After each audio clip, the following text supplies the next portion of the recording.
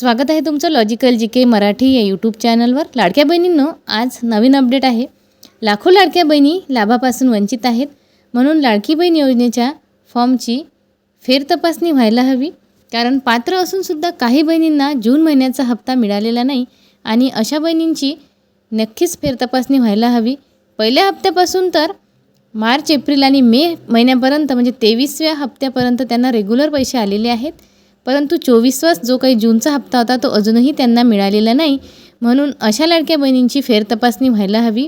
कारण एकदा जर फॉर्म अपात्र झाला तर पुन्हा परत पात्र होण्यासाठी खूप वेळ लागत असतो आणि त्यामध्ये बहिणींचं नुकसान होते आणि बरेच महिने बहिणींना लाभ मिळत नाही, त्यांचा लाभ थांबवला जातो।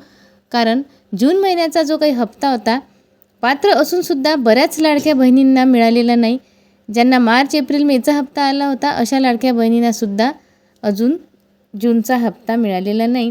जवळपास या जूनच्या हप्त्याचं 90% महिलांना लाभ मिळालेला आहे, परंतु 10% अशा महिला आहेत ज्यांना अजूनही पात्र असून देखील जूनचा हप्ता मिळालेला नाही आणि वितरणसुद्धा कालपासून पूर्णपणे संपलेले आहे। तर आता पुढे वितरण होण्याची शक्यतासुद्धा खूप कमी आहे। म्हणून आज या व्हिडिओच्या माध्यमातून आपली शासनाला हेच विनंती असणार आहे की ज्या पात्र बहिणी आहेत त्यांच्या फॉर्मची एकदा पुन्हा फेरतपासणी व्हायला हवी। कारण मुख्यमंत्री देवेंद्र फडणवीस सर आणि महिला व बाल विकास मंत्री आदिती तटकरे ताई यांनीसुद्धा सांगितलं होतं की फेरतपासणी होणार आहे, परंतु लवकरात लवकर जर फेरतपासणीला सुरुवात झाली तर लाडक्या बहिणींसाठी चांगलं होणार आहे।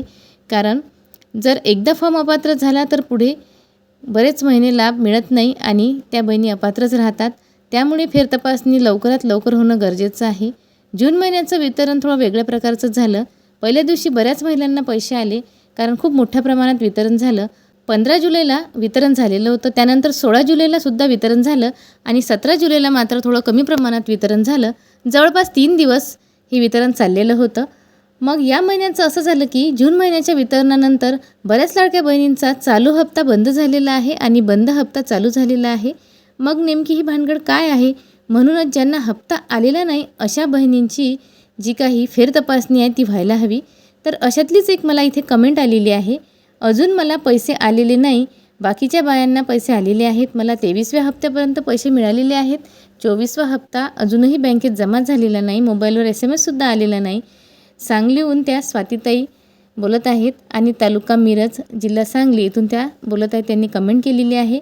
त्या मजुरी करतात, मजुरी करून कमवून खातात, त्यांना स्वतःचं घर नाही, त्या भाड्याने राहतात आणि त्यांनी शासनाला विनंती केलेली आहे की लवकरात लवकर पैसे जमा करावे जून महिन्याचे, त्यासाठी त्यांनी विनंती केलेली आहे। तर स्वातीताईंना मी सांगू इच्छिते की तुम्हाला जून महिन्याचा हप्ता का मिळालेला नाही याचं कारण शोधावं लागेल आणि त्यासाठी तुम्हाला तुमच्या जिल्ह्याच्या महिला व बाल विकास कार्यालयात आधार कार्ड घेऊन जावं लागेल आणि तिथे चौकशी करावी लागेल। तिथल्या अधिकाऱ्यांना विचारायचं आहे की मला आत्तापर्यंत पूर्ण हप्ते आलेले आहे, मी पात्र आहे, माझ्याकडे कुठल्याही प्रकारची 4 व्हीलर नाही किंवा 2.5 लाखाच्या आत माझं उत्पन्न आहे आणि तरीसुद्धा मला हप्ता का मिळालेला नाही। तिथे तुमचं स्टेटस चेक केल्यानंतर तुम्हाला त्याचं कारण कळणार आहे। त्यावर आपल्याला नंतर उपाययोजना करावी लागणार आहे। कारण काही तांत्रिक अडचणीसुद्धा असू शकतात। या जून महिन्याच्या वितरणामध्ये असं झालं की काही बहिणींचा हप्ता बंद झालेला होता गेल्या 4 ते 5 महिन्यापासून, त्यांना या महिन्यात हप्ता आलेला आहे आणि ज्यांचा रेग्युलर हप्ता सुरू होता त्यांना या महिन्याचा लाभ मिळालेला नाही। मग अशा प्रकारची तक्रार बऱ्याच लाडक्या बहिणींची झालेली आहे। तर त्यासाठी शासनाने लवकरात लवकर अशा फॉर्मची फेरतपासणी करायला हवी आणि फेरतपासणी झाल्यानंतर त्या बहिणी जर पात्र असतील तर त्यांना त्यांचा लाभ द्यायला हवा। तर लाडक्या बहिणींनो, तुमच्यासोबत असं काही झालं असेल तर कमेंट करून नक्की कळवा। त्याचप्रमाणे हा मुद्दा इथून पुढे आपण लावून धरणार आहोत, कारण गोरगरीब महिलांना हा हप्ता मिळालाच हवा, त्यांच्यासाठी ही योजना आहे। तर स्वातीताईंनासुद्धा न्याय मिळायला हवा आणि त्यांचा हप्ता त्यांना रेग्युलर मिळायला हवा। तर त्यासाठी व्हिडिओला जास्तीत जास्त शेअर करा। त्याचप्रमाणे व्हिडिओवर कुठलाही प्रश्न तुमच्या मनामध्ये असेल तर कमेंट करून नक्की कळवा। व्हिडिओला जास्तीत जास्त लाईक करत चला, कारण आपल्या चॅनलवर मी खात्रीशीर बातम्या देत असते। आशा करते आजची बातमी तुम्हाला समजली असेल। पुन्हा भेटू अशीच एक महत्त्वपूर्ण आणि नवीन अपडेट घेऊन। तोपर्यंत आजच्या या व्हिडिओमध्ये इथेच थांबू। धन्यवाद।